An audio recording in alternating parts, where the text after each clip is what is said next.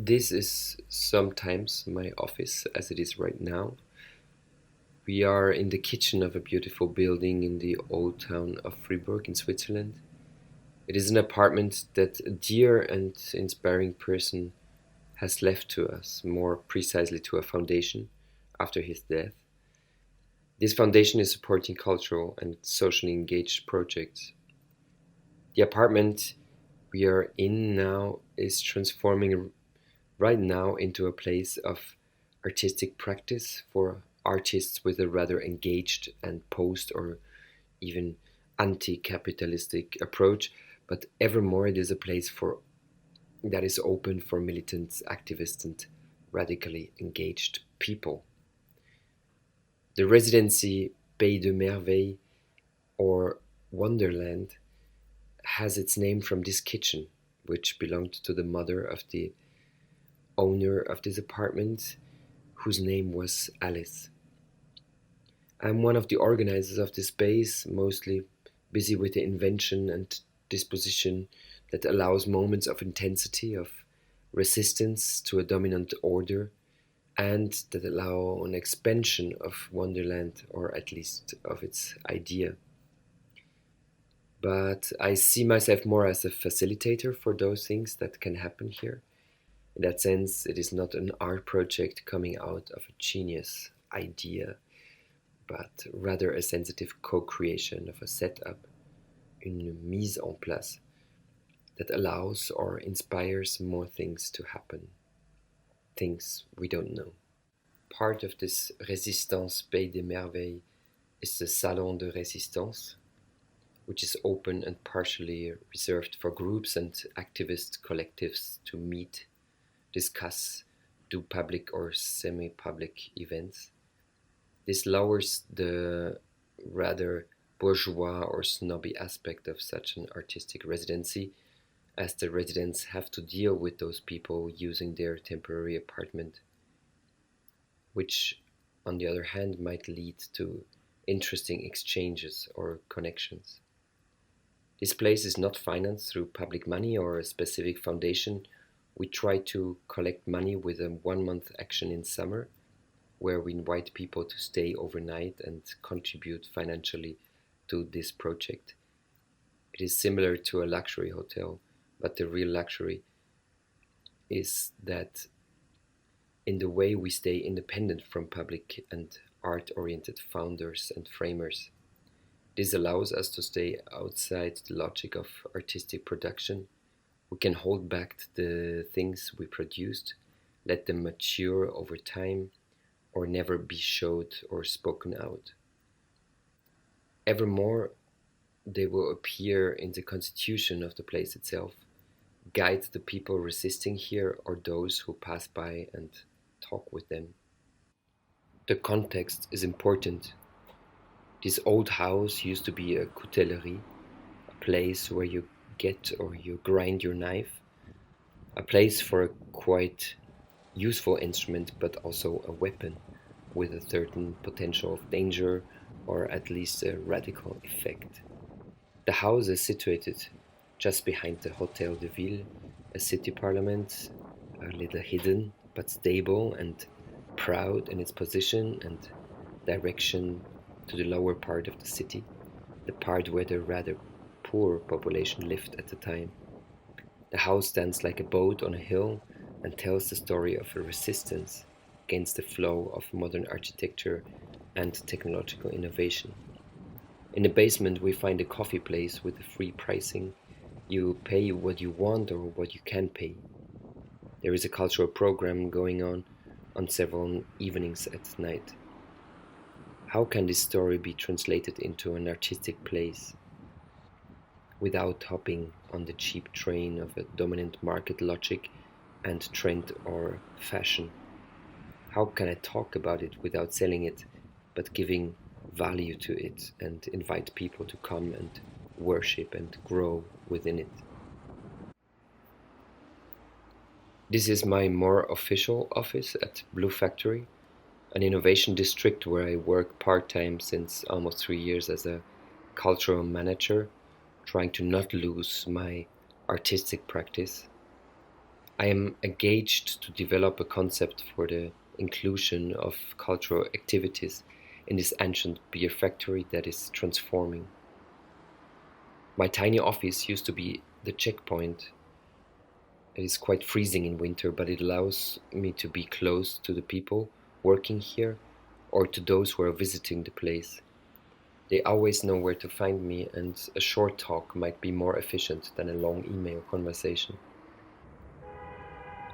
As a cultural concept, I develop an ecosystem of projects, places, and its actors inspired by the principles of permaculture, usually used for agriculture.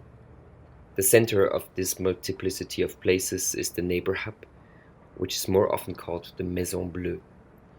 This name refers to a French song that tells the story of the house where the key is passed from one hand to another, and where joy is installed by the act of sharing. This is how this solar house should perform. Each week someone from the city lives here and proposes activities and keeps the house clean and joyful. The key is given to the next one.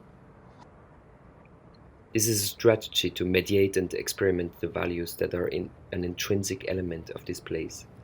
The sustainable lifestyle regarding use of energy and other resources, sense of mobility, and the practice of sharing and consuming or consuming less. There are only a few places that are explicitly dedicated for the arts, as artists are more than welcome to any hybrid project on site. This space is rather an exception. It is clearly a theater or a performance space. The specificity is that it is run by a collectivity of artists. They are using this space for themselves, but they are also doing the program, inviting others to perform. The collectivity is to clearly differ from the idea of a collective, as every artist is autonomous but is showing openness to collaborate and or cooperate with others. The space where we are now is called the Unlearning Center, a place for unlearning sessions, for conferences, group residences, workflows, and so on. It has a thematic substructure as it proposes the art of unlearning as a form of creative development.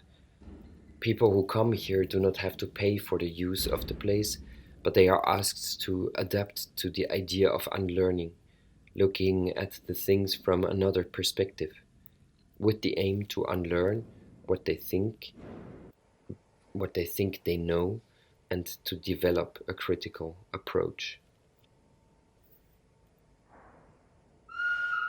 Recently I developed the program Rampe 21. It is a trampoline for people with ideas and dreams. They get space and some money and an accompanyship from the artistic side, but also from an expert for economies, which helps them to realize their citizen project. Here we see how the idea of culture is extended and is not reduced to the artistic field, but can take social or economical pathways.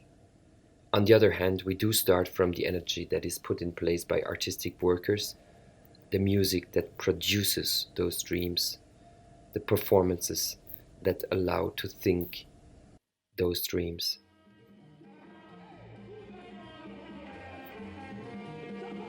Sometimes I sneak out and I visit a fantastic place called Shanju Lab. There they work with animals in a very sensitive way. This allows me to organize dance trainings around or even together with those animals.